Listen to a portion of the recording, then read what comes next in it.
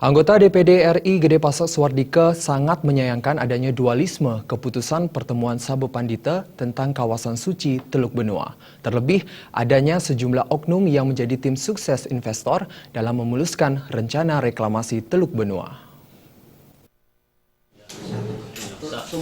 Adanya dualisme dan perbedaan hasil pertemuan Sabo Pandita tanggal 9 April lalu terkait penghilangan kata suci dalam kawasan suci Teluk Benua sangat disayangkan.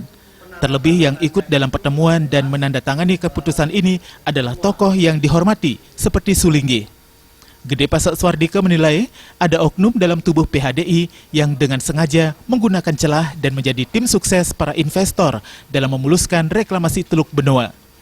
Terlebih oknum tersebut berstatus sulinggi atau orang yang disucikan dalam agama Hindu, sehingga tidak layak ikut berkecimpung dalam ikatan dunia dengan mencari keuntungan pribadi. Sebab seorang sulinggi memiliki tugas menegakkan kebenaran dari suatu persoalan yang masih diragukan.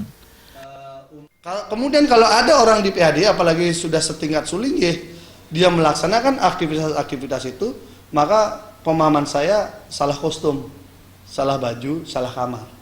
Karena itu pilihannya adalah kalau mau berpolitik ikut ke kita aja. Lapangannya di kita. Jangan PHD ini dipakai mainan politik, apalagi kemudian untuk memenangkan fraksi investor gitu misalnya. Itu kan udah jauh dari sesana kesulinggian yang saya tahu ya.